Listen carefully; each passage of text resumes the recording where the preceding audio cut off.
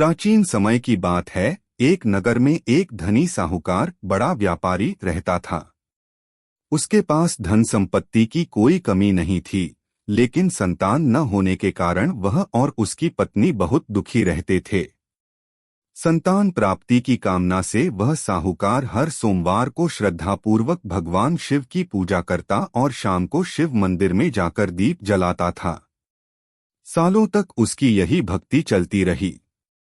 उसकी निष्ठा देखकर माता पार्वती ने भगवान शिव से कहा, प्रभु, यह भक्त वर्षों से आपकी आराधना कर रहा है, फिर भी आप इसे संतान का सुख क्यों नहीं दे रहे?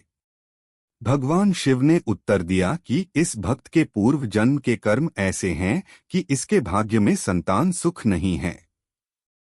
लेकिन माता पार्वती के आग्रह पर भगवान शिव ने साहूकार को सपने में दर्शन दिए और एक पुत्र प्राप्ति का वरदान दिया। साथ ही यह भी बताया कि वह पुत्र केवल 14 वर्ष की आयु तक ही जीवित रहेगा। कुछ समय बाद साहूकार के घर एक पुत्र का जन्म हुआ, जिसका नाम उन्होंने अमर रखा। जब अमर 11 वर्ष का हुआ तो साहूकार ने उसे शिक्षा के लिए मामा के साथ काशी भेजा। मार्ग में उन्होंने यज्ञ कर ब्राह्मणों को भोजन कराया और दान भी दिया। यात्रा के दौरान वे एक नगर में रुके, जहां राजा की पुत्री का विवाह होने वाला था। दूल्हा एक आंख से अंधा था और राजा को डर था कि यह बात राजकुमारी को न पता चल जाए। उसने अमर से विनती की कि वह विवाह में कुछ समय के लिए दूल्हा बनकर मंडप में बैठ जाए। इस बात के लिए अमर ने सहमति दे दी। विवाह के बाद अमर काशी चला गया, लेकिन राजकुमारी को पत्र लिखकर सच्चाई बता दी। राजकुमारी ने सच्चाई जानकर असली दूल्हे से विवाह करने से मना कर दिया।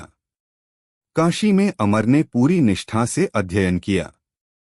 जब वह 14 वर्ष का हुआ तब एक यज्ञ के बाद उसकी तबीयत बिगड़ी और वह मूर्छित होकर गिर पड़ा और उसकी मृत्यु हो गई।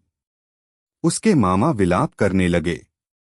उसी समय उस मार्ग से भगवान शिव और माता पार्वती जा रहे थे। माता पार्वती ने विलाप सुनकर भगवान से आग्रह किया कि उस दुखी व्यक्ति की सहायता करें। भगवान शिव ने बताया कि यह वही साहूकार का पुत्र है जिसे उन्होंने वरदान दिया था। माता की करुणा, शिव की कृपा। माता पार्वती ने पुनः करुणा भाव से विनती की, प्रभु, इस बालक का पिता बीते 14 वर्षों से पूरी श्रद्धा से सोमवार का व्रत रखता आया है और हर सप्ताह आपके चरणों में दीप अर्पित करता है। कृपया उसकी भक्ति का मान रखिए और इस बालक के कष्ट हर लीजिए। भगवान शिव माता की करुणा से प्रसन्न हुए और अमर को जीवनदान दे दिया।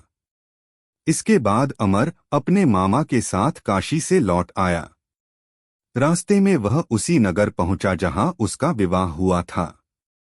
राजकुमारी उसे पहचान गई और इस बार विधिवत रूप से उसका स्वागत कर विदाई दी गई। घर पहुंचने पर जब माता पिता ने अमर को जीवित और वधू सहित देखा तो उनकी खुशी का ठिकाना नहीं रहा। भगवान शिव की कृपा से उनका पुत्र न केवल मिला बल्कि मृत्यु से भी बच गया। आस्था से अमरत्व तक की यात्रा।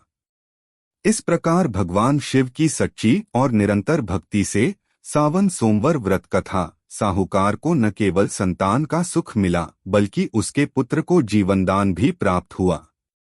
यह कथा हमें सिखाती है कि श्रद्धा और भक्ति से असंभव भी संभव हो सकता है।